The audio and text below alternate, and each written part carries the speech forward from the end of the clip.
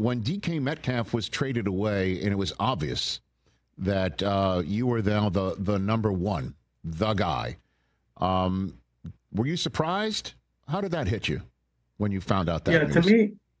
to me, my mindset, it wasn't too obvious, honestly. I knew that had to go in and work and compete and because everything's about competition here. Nothing is given. So I knew I had to put the work in and be ready, for an opportunity to come in and do my thing when I got here. But I'll be honest with you then.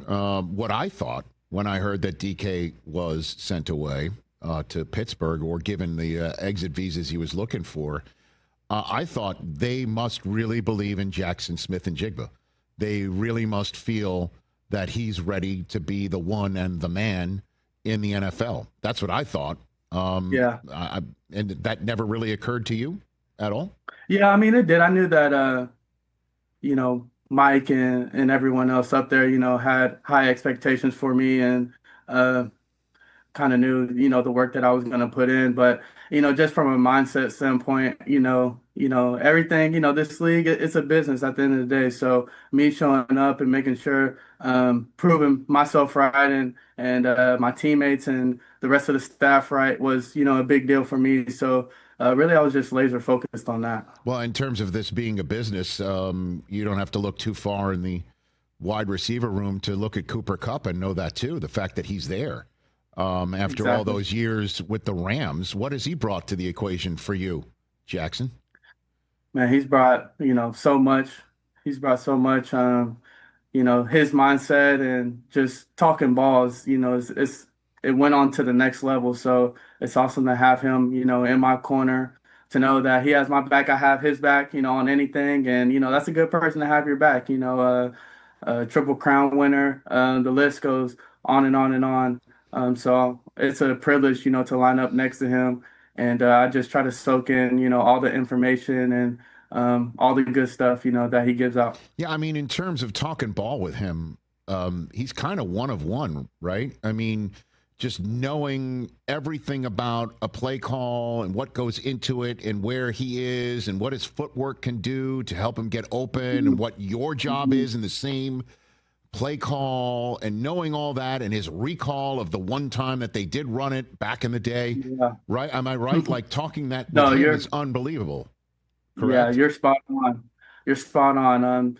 Just knowing what every guy, has to do, for the play to pop open, from the offensive line to all of the looks, he's really like another Sam Darnold out there, another quarterback, another coach, so to speak. And also, like you said, on his routes, just knowing how to get open, knowing what he's selling and how the defense is gonna take that information and him just executing. It's honestly, next level, with his mindset and, how he plays ball. So like I said, it's a great opportunity for me to raise my game and what you have seen. Well, it's so difficult sometimes for offenses to click early.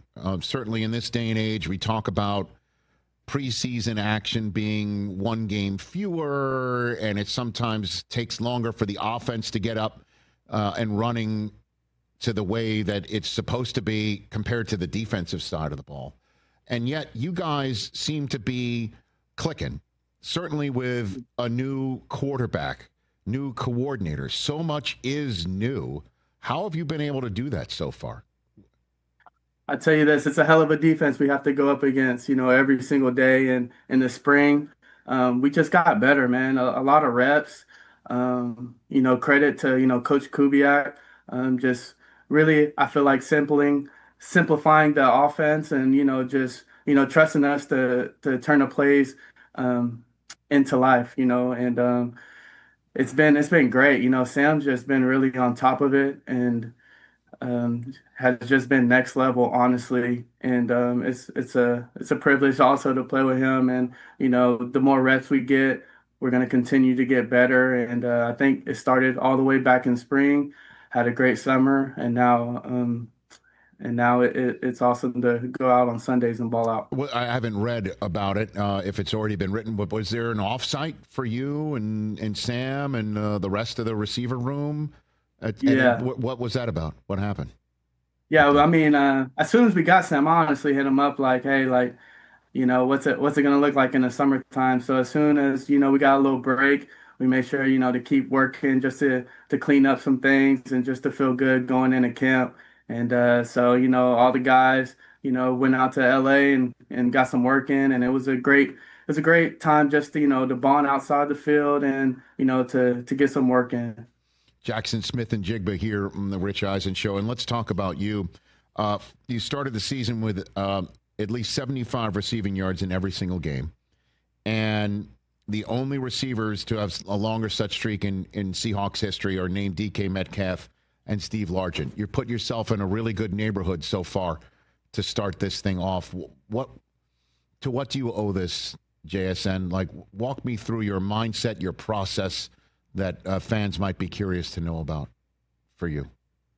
Yeah, I mean, honestly, I try to simplify, what I do is get open, catch the ball, and get some yak. Okay. Honestly, Okay. my job to me is it's not that hard when you have, guys like we said, Cooper Kupp, Sam Darnold, the offensive line balling out, defenses having to respect the run game, first and foremost. So, that creates opportunity and when the ball's my way, just catch it, make plays, man, have fun. We put the process in, I put the process in, we put the work in, and, I can just cut it loose on Sunday. So that just feels awesome. And, the team having to respect every single player out there, opens it up a little bit for me. So I just appreciate my guys. I appreciate where this offense is going, and I just want to continue to take it to the next level. Hey, you made it all the way to the end. Thanks for that. Check us out every single day streaming live on Disney Plus and the ESPN app 12 to 3 Eastern.